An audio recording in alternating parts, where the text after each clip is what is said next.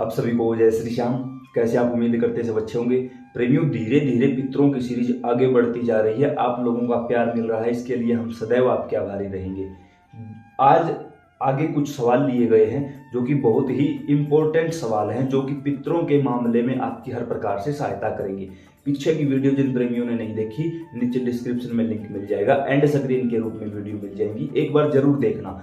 Playlist तो पहले भी बनाई जा चुकी है, लेकिन अब की बार पहले जो ज्यादा वीडियो थी, अब की बार उनको कम से कम वीडियो में रखा गया है, ताकि कम से कम समय में लोगों को ज्यादा जानकारी मिल सके। तो आज का पहला सवाल है कि पितरों का गृह प्रवेश कैसे करवाएं। जिन लोगों को अपने पितरों के बारे में पता है वो तो उनका नाम ले लेंगे। जिनको अपने पितरों के बारे में नहीं पता, वो अमावस्या से 11 दिन पहले 11 रुपए लो। कोई भी कर सकता है इस काम को, अनमैरिड लड़कियां नहीं कर सकती। 11 रुपए ले, अपने घर में बैठ जाएं, हाथ में जल लेके संकल्प करेंगे। ये जल है हमारे पास, जल लेके संकल्प करेंगे भगवान शिव और माता पार्वती को साक्षी मान के। हे भगवान शिव, हे माता पार्वती, मेरा नाम ये है, मेरे पिता का नाम ये है। मैरिड महिलाएं पति का नाम बोलेंगी। इस सब मेरा गोत्र ये है, इस जगह के स्थायी निवासी। इस समय मुझे अपने पितरों के बारे में कुछ भी नहीं पता। आप कृपा करिए, मेरे पितरों को मेरे घर भेज दीजिए और मुझे बताइए कि वो कौन है। और हे मेरे अच्छे व सच्चे पितरों, मैं भी आपसे प्रार्थना करता हूँ, करती हूँ कि इस समय मैं आपके बारे में कुछ नहीं जानता। आप कृपा करिए और अपनी उपस्थिति मेरे सामने दर्ज करवाइए, ताकि मैं समझ सकूं आप कौन हो और किस प्रकार से मुझे आपकी सेवा करनी चाहिए। ये बोल के आप जल छोड़ दीजिए। अब उन 11 रुपए का घर में सभी का हाथ लगवाओ, पता नहीं किसके सौपन के माध्यम से दर्शन हो जाए।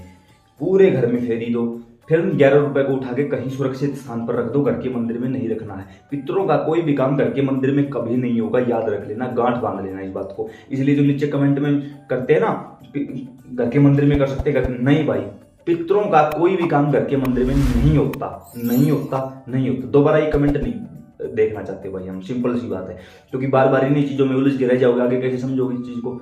उसके बाद 11 दिनों के अंदर अंदर अगर आपके यहाँ कोई बाल पित्र चल रहा है, बच्चे दिखाई देने लगेंगे। कोई ऊत पित्र चल रहा है तो वैसा ही कोई जवान व्यक्ति आपको दिखाई देने लगेगा। अब वो किस कंडीशन में है वो भी दिखाई दे, फटे पुराने कपड़ों में है, खाना मांग रहा है, भूखा है, प्यासा है, रो रहा है, तो सोचो कि वो बिल्कुल ही कमजोर है। कुछ लोगों को ऐसे भी दिखाई दिया है कि जैसे हाथ बंधे हुए हैं, हथकड़ी लगी हुई है, या वो फांसी लटके हुए हैं। इसका मतलब है कि आपके पितृ बंधन में हैं। याद रखना इस बात को। पता लगे नाम वगैरह कुछ भी, बड़ी अच्छी बात है। आसपास कोई पूछा वगैरह देता है, उसके पास चले जाओ, कुछ ना कुछ हिंट वो दे देगा आपको। नहीं जाना चाहते, 11 रुपए की ये प्रक्रिया कर दो। यहां पता लगे बड़ी अच्छी बात है, नहीं पता लगे तो भी कोई बात नहीं। अमावस्या के दिन, अमावस्या से एक रात पहले भी जा सकते हो आप। किसी भी पवित्र तीर्थ पर जाना होगा जहां पिंडदान करवा सको। क्या लेके जाना होगा? एक जटा वाला पानी वाला नारियल, जटा वाला पानी वाला नारियल लेके उसके ऊपर सफेद कपड़ा लपेटो, 1.25 मीटर सफेद कपड़ा, लाल कलावे से उसको बांध लो। पूरे घर की एक परिक्रमा लगाओ और बोलो, मेरे घर में जो अच्छे व सच्चे पितर हैं, जो पूजा करवाना चाहते हैं, वो इसके अंदर बैठ जाओ। चलो स्नान करके आते हैं। मेरा शब्द जरूर यूज करना है आपको। वहां से चल पड़ो किसी तीर्थ पर, वहां जाके पहले पिंडदान करवाओ। अपने से पहले की 3 पीढ़ियों का पिंडदान, मान के चलो आप जा रहे हो और आपके पिता जीवित हैं, तो पिता से पहले की 3 पीढ़ियों का, यानी जो आपकी लास्ट पीढ़ी है उससे पहले की 3 पीढ़ियों का पिंडदान तर्पण स्नान होगा। सभी के नाम का, मेल फीमेल छोटे बड़े जो भी हैं सभी का पिंडदान होगा। वो जो वहां ब्राह्मण बैठे हुए मिलेंगे वो करवा देंगे आपका। अब वहां जाने के बाद, पिंडदान करवाने के बाद आपको खुद जल में स्नान करना होगा। नारियल को हाथ में लेके 5 डुबकी, या तो ओम श्री पितर देवाय नमः या ओम नमः शिवाय बोलकर 5 डुबकी लगानी होगी और कहना होगा, हे मेरे सभी पितरों, सभी पूर्वजों, स्नान करो मेरे साथ, स्नान करो। बाहर निकलकर कपड़े चेंज करो। उसके बाद उस नारियल को हाथ में लेके बोलो, जो मेरे घर के अच्छे व सच्चे पितर हैं, जो हमसे अपनी पूजा करवाना चाहते हैं, सिर्फ वो घर चलो, बाकी सभी इस जल में यहीं रह जाओ, शांत हो जाओ। ऐसा बोल के पीछे मुड़ के नहीं देखना है और कुछ नहीं करना है, डायरेक्ट घर की ओर प्रस्थान करना है। घर पहुंचने से पहले फोन कर दो घर पर, ताकि कोई आगे से सफेद चावल तैयार रखे। सफेद चावल बनाए जाते हैं ना, वो बनाकर तैयार रखे। अब जब आप घर में प्रवेश करो, उससे पहले घर के दरवाजे पर आप लोगों ने देखा होगा आम की पत्तियां या अशोक की पत्तियां बांध दी जाती हैं। क्यों? क्योंकि उसके माध्यम से कोई नेगेटिविटी हमारे घर में प्रवेश नहीं करती। आसपास देखो कोई गौ माता आपको मिल जाए, गौ माता मिल जाए तो गौ माता के लिए हरा चारा लेकर कोई अंदर खड़ा हो जाए, ताकि उसको देख के गौ माता घर के अंदर प्रवेश करे। गौ के माध्यम से कोई भी नेगेटिविटी घर में प्रवेश नहीं कर सकती, केवल पॉजिटिविटी ही घर में प्रवेश करेगी। जैसे ही आगे गौ माता चलेगी, आप पीछे से प्रवेश करोगे और बोलोगे कि हे श्री हनुमान जी महाराज, किसी भी प्रकार की गंदी शक्ति को इस घर के अंदर प्रवेश मत करने देना। आपको बोलनी है ये बातें, बोलकर, जैसे मैं बोल रहा हूँ आप सुन रहे हो, ऐसे बोलनी है, नेगेटिविटी बाहर रह जाएगी। अब कई जगह शहरों में होता क्या है, गौ में नहीं मिलती, कोई बात नहीं, आम की पत्तियां तो बांध सकते हो, पत्तियां बांध दो, बाहर खड़े होकर बोलो हे हनुमान जी महाराज, हमारे पित्र शुद्ध होकर घर आए हैं, कोई भी इनके साथ हमारे घर की या बाहर की गंदगी प्रवेश न करने पाए, यह जिम्मेवारी आपकी है। और वहां एक कपूर जलाकर रख दो घर के बाहर ही, फिर कोई नेगेटिविटी अंदर प्रवेश नहीं करेगी। फिर आप घर के अंदर चले जाओ उस नारियल को हाथों में लेकर। आगे जाते ही आपको हवन करवाना है, पहले ही ब्राह्मण देवता को तैयार रखो। हवन करवाते समय जैसे ये लुटिया रखी, इसके ऊपर नारियल रख देना, वहां ब्राह्मण को बोल देना कि पितरों के नाम का हवन है, पितरों के नाम का हवन करो। इससे होगा क्या, देवी देवताओं की आहुति डलेगी, पितरों की आहुति डलेगी। अगर आसपास कोई नेगेटिव वाइब्स आई भी है, कोई नेगेटिव पार्टिकल्स है भी मौजूद, वो भी घर से बाहर हो जाएगा, वो आपको परेशान नहीं करेगा।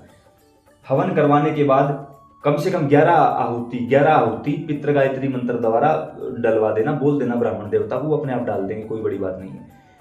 हवन हो जाने के बाद आप प्रार्थना करना कि हे श्री यज्ञ नारायण भगवान, हवन हो रहा ना, यज्ञ नारायण भगवान, मेरे घर के पितरों को शुद्ध कर दिया जाए, उनकी मलिनता दूर कर दिया जाए, उनका शुद्धिकरण, ये शुद्धिकरण है, ठीक है, उनका शुद्धिकरण कर दिया जाए। और मैं मेरे पितरों से भी प्रार्थना करता हूं कि वो जहां अपना स्थान लेना चाहते हैं वो मुझे सौपन के माध्यम से या शरीर पर सवारी लेकर बताएं। यकीन मानना, यहां तक 30 से 40% लोगों के शरीर पर सवारी आ जाएगी, बाकी लोगों को सौपन के माध्यम से ये पता चल जाएगा कि उनके पितर कहाँ स्थान लेना चाहते हैं। और ये मैं प्रैक्टिकल बता रहा हूँ आप लोगों को, कोई भी मनगढ़ंत कहानी नहीं, प्रैक्टिकल खुद मैंने भी किया है, अन्य लोगों से करवाया है, उनकी जो प्रैक्टिकल चीजें वो आप लोगों को बताई है। इसके माध्यम से 2 से 3 दिनों तक उस नारियल को किसी स्थान पर रखो, घर के मंदिर में नहीं, घर के मंदिर में पितर से संबंधित कोई भी कार्य नहीं होगा, कहीं भी रख दो सेफ जगह पर। 2 से 3 दिन बाद जो कपड़ा लपेटा हुआ था उसको किसी को दान कर दो, किसी मंदिर में रखवा दो, या जो नारियल था उसको आप खुद ही छील कर खा लो बस। अब ये मत बोलना पानी निकल गया, नारियल चटक गया, अंदर से खराब था, चूल्हे को समर्पित कर दो भाई, सीधी सी बात है, बहम नहीं करना है किसी प्रकार। ये हुआ पितरों का गृह प्रवेश। अब पित्र को जहां स्थान लेना होगा वो सौपन के माध्यम से बोल देगा मुझे वहां स्थान चाहिए, मैं ये हूँ वो हूँ, सारी चीजें क्लियर होती चली जाएंगी अपने आप ही। अगला सवाल लेते हैं, पितरों की फोटो घर में लगा सकते? बिल्कुल भी नहीं, पितरों की कभी फोटो नहीं होती। कैसे पता करें पितर शुद्ध होकर घर आ चुके हैं? शुद्धिकरण बताया ना, गृह प्रवेश यही शुद्धिकरण है। अब हमें ये जानना हो कि हमने ये काम तो कर दिया, लेकिन अब पता कैसे चले कि शुद्ध होकर आ चुके हैं या नहीं आ चुके? आप जब ये काम करोगे ना, उसके बाद आपको सौपन के माध्यम से सफेद वस्त्रों में आपके ही घर के पूर्वज दिखाई देने लगेंगे, आशीर्वाद दिखाई देते हुए, मुस्कुराते हुए, खिलखिलाते हुए, आपके आसपास आपको जागते हुए भी एहसास होगा कि कोई मेरे नजदीक से निकला है, कोई मुझे आवाज दे रहा है, कोई मेरा नाम ले रहा है। घर के कार्य बनने लग जाएंगे, जो काम कभी रुके हुए थे, उम्मीद ही नहीं थी चलने की, वो कार्य धीरे धीरे अपने आप होने लग जाएंगे। समझो पितर शुद्ध होकर घर आ चुके हैं। पितृ पक्ष में देवताओं की पूजा करें या नहीं? बिल्कुल, जो कि तो जैसे पूजा चल रही थी वैसे ही पूजा चलती रहेगी, कोई फेरबदल करने की आवश्यकता नहीं है। कैसे पता करें हमारे पितर हमारा भोजन स्वीकार कर रहे हैं या नहीं? अगर भोजन स्वीकार नहीं कर रहे होंगे आपके पितर, तो रात को सौपन के माध्यम से आपको बार बार भूखे व्यक्ति दिखाई देंगे, बिना कपड़ों के व्यक्ति दिखाई देंगे, भोजन मांगते हुए दिखाई देंगे, भिखारी दिखाई देने लग जाएंगे, कोई रोता हुआ दिखाई देने लग जाएगा। आप जब सोओगे, मान के चलो आप सोए हो रात को 10 बजे, 11 साढ़े 11 बजे अचानक से जाग आएगी और आपको लगेगा कि यार मुझे भूख लगी है, मुझे प्यास लगी, तो वो आप भूखे प्यासे नहीं हो, वो आपके पितर भूखे प्यासे हैं, जो आपके शरीर के माध्यम से अपनी तृप्ति करना चाहते हैं। तो समझ जाना पितरों तक आपका भोजन नहीं पहुंच रहा, और ऐसा कोई भी सिम्टम्स आपको दिखाई ना दे तो समझ लेना कि पितरों तक भोजन पहुंच रहा है। पितर जब घर में आते हैं तो किन देवताओं को अपने साथ लेकर आते हैं? सबसे पहले कुलदेवी, कुल देवता, फिर पितर आते हैं, फिर आपके इष्ट देवता, ग्राम देवता, स्थान देवता। कोई भी देवी देवता पितरों के बगैर घर में प्रवेश नहीं करता। और जिस समय पितर गृह प्रवेश करते हैं, सारे देवी देवता आपके आसपास जो आपके लागू हैं 3 पीढ़ियों तक के देवता, वो अपने आप ही आपके पास आ जाते हैं। आपको उसके लिए कुछ ज्यादा मेहनत नहीं करनी पड़ती। जब हम सोते हैं तब पितर क्या करते हैं? मोस्ट इंपोर्टेंट सवाल। एक नहीं भाई, हजारों लोगों का अनुभव और खुद का प्रैक्टिकल अनुभव बता रहा हूं। जब हम सो रहे होते हैं उस समय पितर हमारे घर के दरवाजे पर खड़े होकर हर प्रकार की नेगेटिव किरणों से तो रक्षा करते ही करते हैं। बात तो बहुत ज्यादा है लेकिन बताऊंगा तो मतलब आप थोड़ा छोड़ो इस बात को। नेगेटिव किरणों से तो हमारी रक्षा करते ही करते हैं, उसके साथ साथ जैसे मान के चलो हमारे घर में पशु बंधे हुए हैं, उनको कुछ मतलब किसी पशु ने खुलवा लिया है, किसी ने कुछ और कर दिया है, या उसको कोई बीमारी हो गई है या कोई और चक्कर है, तो तुरंत पितर आवाज दे देंगे, मिली है भाई आवाज, और बिल्कुल बोल कर बताया है कि उठ पशुओं को संभाले एक बार। उसके साथ मान के चलो घर में कोई सोया हुआ है, कई बार क्या होता है व्यक्ति सोया का सोया रह जाता है, उसको हार्ट अटैक आ जाता है। तो अगर किसी व्यक्ति के साथ ऐसी चीज होगी ना तो पितर क्या करेंगे, या तो बोलकर आवाज लगाएंगे, एकदम चिल्लाकर सभी को जगा देंगे। चिल्लाएंगे नहीं तो घर में जैसे मान के चलो ये रखा हुआ है, नीचे गिरा देंगे इसको, प्लेट वगैरह रखी हुई है, थालियां वगैरह रखी हुई, उनको नीचे गिरा देंगे जानबूझ के, ताकि आप एकदम हड़बड़ाहट में उठो और देखो क्या हुआ है और आप उस व्यक्ति को संभाल सको जो उस समय किसी ना किसी बीमारी या किसी ना किसी वजह से परेशान हो रहा था। तो पितर ऐसे संकेत देकर हमें तुरंत प्रभाव से जगा देते हैं और हमारी रक्षा भी करते हैं। पितरों के आने के बाद घर में क्या बदलाव आता है, खुशनुमा माहौल हो जाता है भाई, घर में मन लगने लग जाता है, एक दूसरे के जो छोटी छोटी चिड़चिड़ झगड़े थे वो समाप्त हो जाते हैं, घर के सभी सदस्य मिलकर एकजुट होकर काम करने लग जाते हैं, नए नए विचार दिमाग में आने लग जाते हैं, आगे से आगे आपका काम बढ़ता जाता है। सबसे ज्यादा यही है कि आपका काम चल पड़ता है और उसमें बरकत होने लगती है। तो ये कुछ सवाल थे आज की वीडियो में, वरना वीडियो बहुत लंबा हो जाएगा। आगे की वीडियो बहुत जल्दी आपके लिए डाल दी जाएगी। जो लोग जुड़ना चाहते हैं नीचे डिस्क्रिप्शन में व्हाट्सएप ग्रुप का लिंक दिया है, वहां जाके जुड़ सकते हो। उसके साथ साथ कोई भी अगर इसके अलावा सवाल है तो आगे और पीछे की पहले वीडियो देख लेना, पहले पूरी पॉडकास्ट को देख लेना, प्लेलिस्ट को देख लेना एक बार। उसके अलावा भी सवाल है तो जवाब दूंगा, अन्यथा जवाब देने का एक क्षण का एक सेकंड का भी समय नहीं होता भाई। मतलब इतना ज्यादा बिजी हूं, कुछ बता ही नहीं सकता। जय श्री श्याम।